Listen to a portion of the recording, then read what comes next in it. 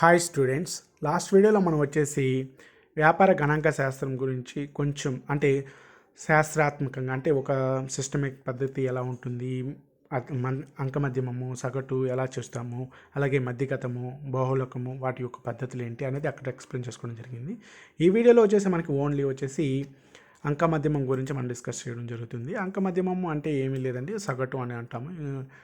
అలాగే ఇంగ్లీష్లో యావరేజ్ అని అంటాము. కొంచెం మనం అక్కడ నేర్చుకునేది ఫార్ములాలో రాసుకున్నట్లయితే సగటు ఈక్వల్స్ టు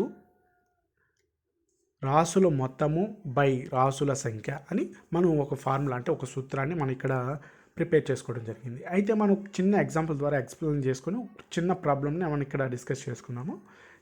ఒక ఎగ్జాంపుల్గా వచ్చేసుకున్నప్పటికీ ఒక స్ట్రీట్లో మనకి 1 నుంచి 9 నెంబర్స్ ఉన్న క్లాత్ షాప్స్ అంటే క్లాత్కి సంబంధించిన సేలర్స్ అనేది వాళ్ళు ఉన్నారు. అంటే ఒక స్ట్రీట్లో అంటే ఒక వీధిలో బట్టలు అమ్మే వాళ్ళు షాపులు 1 నుంచి 9 నెంబర్లు గల ఒక 9 షాపులు ఉన్నాయి అనుకుందాము.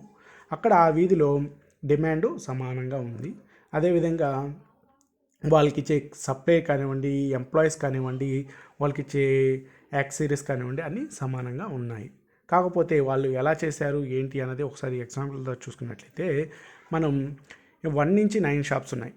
ఇక్కడ నేను ఎక్స్ప్లెయిన్ చేసేటప్పుడు ఇక్కడ 1 అంటున్నాను. ఇక్కడ 1 అంటే 1 అనే కదండి. ఇప్పుడు ఫస్ట్ షాప్ లేదా మిడిల్ షాప్ ఎవరైనా కానివ్వండి 1 lakh, ఇక్కడ 1 అంటే 1 lakh మీరు కన్సిడర్ చేసుకోండి. ఒక షాప్ అనేది 1 lakh సేల్ అనేది చేయడం జరిగింది. అంటే అన్ని ఎన్విరాన్మెంట్ అంతా సేమ్ టు సేమ్ ఆ స్ట్రీట్లో ఉన్న అందరికీ అన్ని షాపులకి ఒకేలా ఉన్నా, డిమాండ్ ఒకేలా ఉన్నా, ఈయన చేసిన ఒక షాప్ అతను చేసిన సేల్ అనేది 1 lakh ఉంది పర్ డేకి. ఒక షాప్ అతను 2 lakh చేశాడు, 3 lakh, 4 lakh, 5 lakh, 6 lakhs అలాది వాళ్ళ స్కిల్స్, వాళ్ళ టాలెంట్ మీద ఆధారపడి వాళ్ళ సేల్స్ అనేది చేసుకోవడం జరిగింది. ఒకే రోజున ఇలాగా చేసుకోవడం జరిగింది. మొత్తానికి ఇక్కడ 9 అంటే ఇక్కడ రాసులు ఎన్ని ఉన్నాయి 9. ఇక్కడ మనం కౌంట్ చేసుకుంటున్నాం.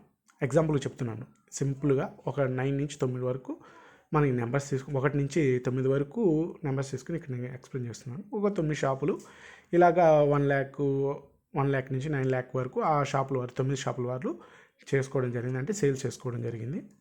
అయితే మనకు సగటున ఆ రోజుకి ఇప్పుడు ఒక మున్సిపాలిటీ కానివ్వండి, ఒక గవర్నమెంట్ కానివ్వండి, ఒక లోన్ ఇచ్చే బ్యాంక్ కానివ్వండి ఎలా కన్సిడర్ చేస్తుంది అంటే ఈ వీధిలో ఇంతవరకు సేల్ జరుగుతుంది, లేదా వాళ్ళ సేల్స్ కానివ్వండి, వాళ్ళ పత్రికలు కానివ్వండి, ఇలాంటి కామన్గా బ్యాంక్స్ వాళ్ళకి తెలుస్తూ ఉంటాయి. పేపర్స్ ద్వారా కానీ ఆడిటింగ్ సంబంధించి కానివ్వండి, వాళ్ళకి ఇన్ఫర్మేషన్ అంతా తీసుకొని చేస్తున్నారు అనుకుందాం. యావరేజ్గా ఒక గవర్నమెంట్ అలాంటి వాళ్ళు ట్యాక్స్లను కట్టేదాన్ని బట్టి ఒక అంచనా వేసుకోవడానికి ఎలా చేస్తుందంటే మొదటగా వచ్చేసి రాసుల సంఖ్య ఆ స్ట్రీట్లో మనకి 9 షాపులు ఉండడం జరుగుతుంది. ఓకేనా, ఇక్కడ వరకు క్లారిటీ ఉంది గవర్నమెంట్కి.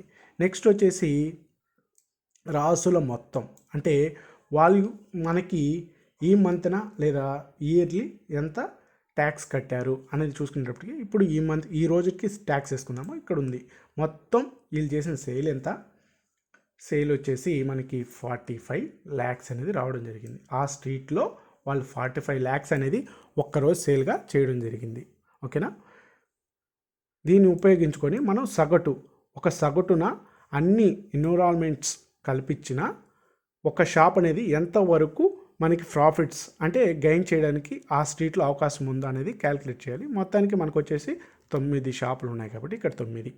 ఓకేనా, ఇక్కడ టోటల్ చేస్తే మనకి రాసులు మొత్తము బై 9, ఎందుకంటే ఇక్కడ 9 షాపులు ఉండడం జరిగింది. చేసినట్లయితే మనకి ఎంత వస్తుంది ఒకసారి చూద్దాము. 45 by 9 9 వేసుకున్నట్లయితే ఈక్వల్స్ టు 5.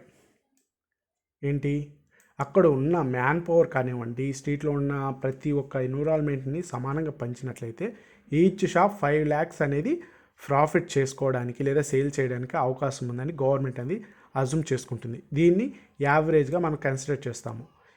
ఇలాగా మనకి రియల్ లైఫ్లో ఇది యూజ్ అవుతూ ఉంటుంది. గవర్నమెంట్స్ కానివ్వండి, కంపెనీస్ కానివ్వండి, ఇంకా డిఫరెంట్ సర్కిల్స్లో మనకి ఈ యావరేజ్ మనీ యూజ్ చేయడం జరుగుతుంది. మీకు అర్థమైంది అనుకుంటున్నాను. ఏం లేదండి, ఒక 9 షాపుల సేల్స్ అనేది ఒకలా ఉంటుంది. వాటికి ఇచ్చే అలవెన్సెస్ అలా ఎన్విరాన్మెంట్ అనేది సేమ్ టు సేమ్, డిమాండ్ అంతా సేమ్ టు సేమ్ ఉంది. వాళ్ళు ఉన్న స్కిల్స్, వాళ్ళు మాట్లాడే విధానము లేకపోతే ఎలానో వాళ్ళు ఆ సేల్స్ ఆ రోజుకి సేల్స్ కొంతమంది ఎక్కువ చేశారు, కొంతమంది తక్కువ చేశారు. కాకపోతే ఎన్విరాన్మెంట్ అంటే అక్కడ కల్పించిన ఎన్విరాన్మెంట్కి ఈచ్ షాప్ అనేది యావరేజ్న 5 lakhs చేసుకోవచ్చు, వ్యాపారం అనేది 5 lakhs చేసుకోవచ్చు అని గవర్నమెంట్కి అర్థమవుతుంది. ఓకేనా, ఇది చిన్న ఎగ్జాంపుల్. తర్వాత ఒక ప్రాబ్లం చేద్దాము.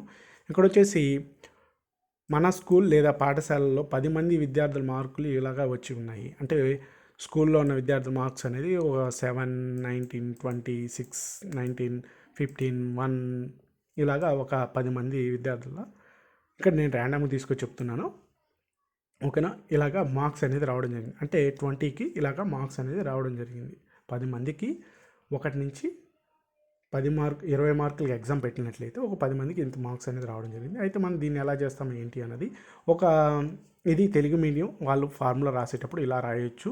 అదేవిధంగా ఇంగ్లీష్ మీడియం వచ్చేసి మనకి 𝑥∗ సిగ్మా అంటే మొత్తము అని అర్థము. అంటే మొత్తాన్ని మనం సిగ్మాగా ఇక్కడ ఇంగ్లీష్లో డిఫైన్ చేసుకోవడం జరుగుతుంది. సిగ్మా. ఎక్స్ అంటే ఇక్కడ మనకి ప్రస్తుతానికి ఏమీ తెలియదు అని అర్థము. ఓకేనా, ఎక్స్ అంటే ఎక్స్ అనుకుంటున్నాం.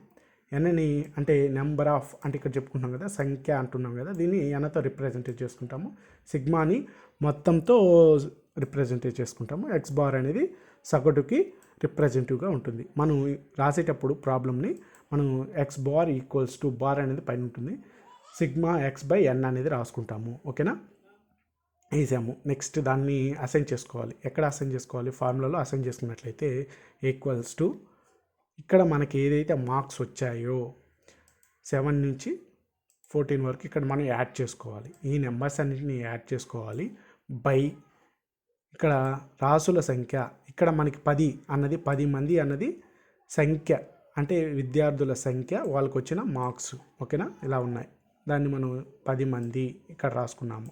ఓకేనా, మొత్తం టోటల్ చేసుకున్నట్లయితే మనకి 130 అనేది రావడం జరుగుతుంది.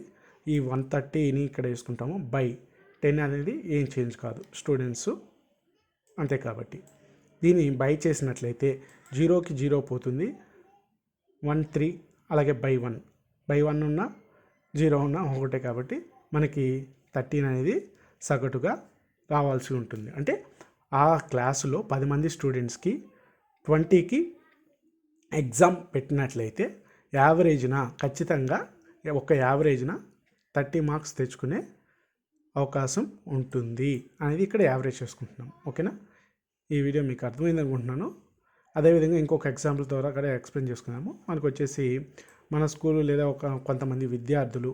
ఇప్పుడు నేనేమంటున్నానంటే ఇక్కడ 10 మంది ఉన్నారు కాబట్టి ఈజీగా మనం టోటల్ చేసుకొని యావరేజ్ని అంటే సగటున ఎంత మార్క్స్ వచ్చేది మనం ఇక్కడ క్యాల్కులేట్ చేసుకోగలిగాము. కాకపోతే ఇక్కడ ఒక స్కూల్లో కొంతమంది అన్నారు. ఇక్కడ మనకి నెంబర్ ఆఫ్ స్టూడెంట్స్ అనేది చెప్పలేదు. నెంబర్ ఆఫ్ ఎంప్లాయీస్ కానివ్వండి, నెంబర్ ఆఫ్ ఎంటర్ప్రినర్స్ కానివ్వండి, ఇక్కడ మనకు చెప్పలేదు. ఒక పర్టికులర్ నెంబర్ అని చెప్పలేదు.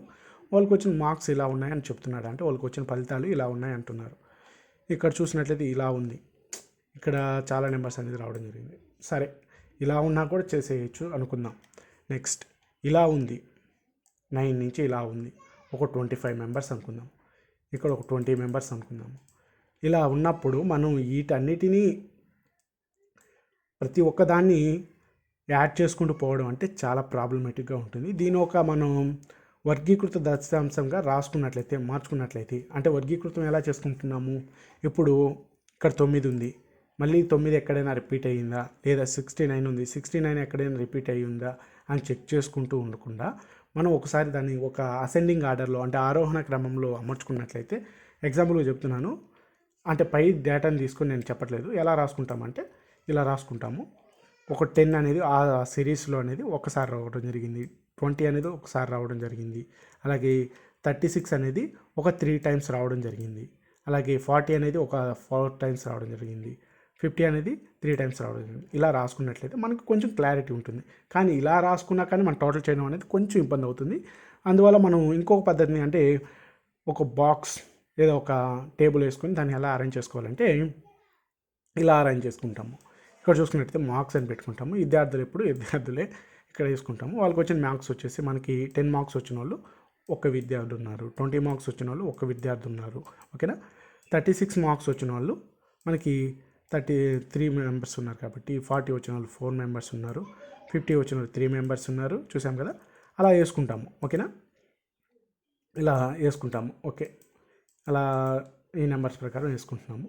దీన్ని ఎలా సాల్వ్ చేస్తామంటే మనకి ఫార్ములా ఉంది కదా, 𝑥̄ ∑𝑥/n మనం ఈ ఫార్ములాని చేసి చూస్తాము. మీరు ఎవరైనా ట్రై చేయాలనుకున్నట్లయితే మీరు ఈ వీడియోని ఇక్కడితో కంప్లీట్ చేస్తున్నాను. ఒకసారి రాసి మీరు కంప్లీట్ చేసి చూడండి ఈ ఫార్ములా యూజ్ చేసి. నెక్స్ట్ వీడియోలో ఈ ప్రాబ్లమ్ యూజ్ చేసుకొని ఎలా చేస్తాము ఏంటి అన్నది నెక్స్ట్ ఎక్స్ప్లెయిన్ చేసుకుందాము. ఈ వీడియోలో అంతే. జై హింద్, జై భారత్.